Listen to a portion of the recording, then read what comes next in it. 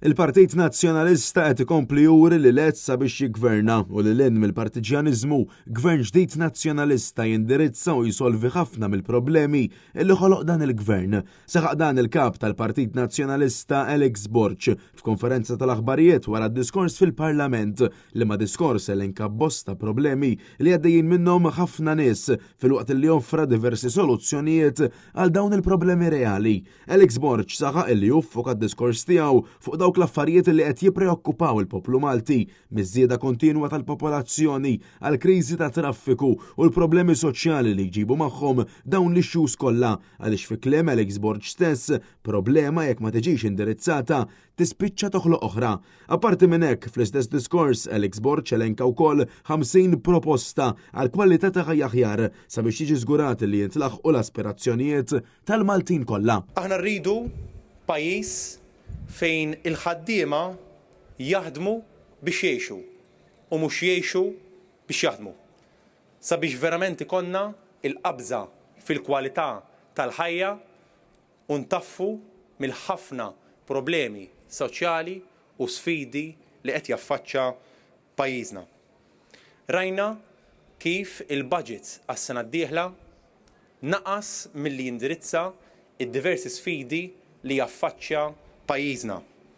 Ma rajna l-ebda forma ta' soluzzjoni konkreta biex nindirizzaw l-uri tal-ħajja, it-traffiku, l-overpopulation u diversi sfidi oħra li huma wkoll ġodda f'pajjiżna. Il-kap tal-Partit Nazzjonalista Alex Borch qal ukoll li dawn il-proposti mresqa qed jikkonfermaw li Partit Nazzjonalista jinsab lesta biex jieħu f'idejh it-tmun ta' dan il-pajjiż bi proposti li kapaċi jbidlu l-ħajja tal-Maltin u l-Awċin kollha, viżjoni fit-tul li fiha l-ebda Malti u Awċi ma jitħalla barra. 50 proposta li huma biss il-bidu tal-viżjoni ta' Partit Nazzjonalista bħala gvern alternattiv.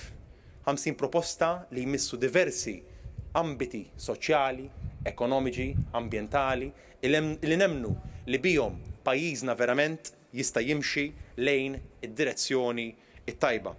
Semmejna wkoll iċ-Child Trust Fund illi hija inċentiva li ser nagħtu lil koppji illi meta jkollhom il-wilt dawn jingħataw 5,000 euro sabiex it-tfal tagħhom mhux tkun injection temporanja meta jitwildu, imma jkun investiment għal futur tagħhom biex b'dawn il-flus meta jiġu biex ikomplu għaddejjin bl-istudji la jgħalqu 20 sena jew ikomplu għaddejjin biex jinvestu fin-negozju tagħhom biex isiru first time employers ikunu jistgħu jużaw dawn il-flus biex ikomplu jinvestu fil-futur tagħhom. Min-naħa l-oħra Shadow Minister għall-Finanzi Adrian Delija tkellem dwar kif il-Gvern Malti qed jipprova jieħu l-mertu dwar it-terminazzjoni tal-kuntratt fraudulenti tal-Vitals u Steward fil-waqt li fakkar li l-Gvern tilef it-talba tiegħu ċoe li jieħu l-flus kollha li nsterqu.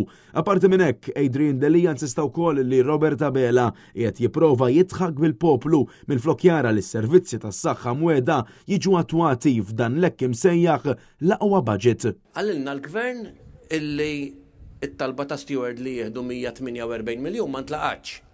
Ma qallilniex jekk f'dak in-numru, f'dik iċ-ċifra, f'dik it-talba hemm xi 100 miljun tal-agreement, tas-side agreement illi kien sar minn Konrad Mizzi biex anka jekk jaqgħu il-kuntratti u tieqaf il-konċessjoni xorta jitħallsu 100 miljun euro. Fuq kollox ma jgħidilniex il-gvern illi tilef il-kontra talba tiegħu. Kien qal, kien wiegħed, kien xedt il-Prim Ministru li ħajġib lura kull solt li jinsterqilna u f'dan l-award ma ġab assolutament xejn. Dalgħodu ftit sigħat qabel ir-replika il-gvern feraħ li tilef. Intant ix-Shadow Minister għall-Ekonomija Jerome Caruana insista li f'dan il-budget kien hemm bosta miżuri li kienu pożittivi u dawn il-Partit Nazzjonalista stess elenkom u wieħed li ser ikompli jibni fuq it-tajjeb, però fakkar li l-Gvern tilef l-opportunità li jindirizza u jsolvi l-akbar problemi li għandu dan il-pajjiż. B'Jerome Caruana jisħaq illi min ħoloq il-problema ma jista' jkun qatt is-soluzzjoni. Sfortunatament dan il-budget reġa' wera li dan huwa gvern li qata' qalbu. Dan għaliex għal sena oħra baqa' ma taniex is-soluzzjonijiet.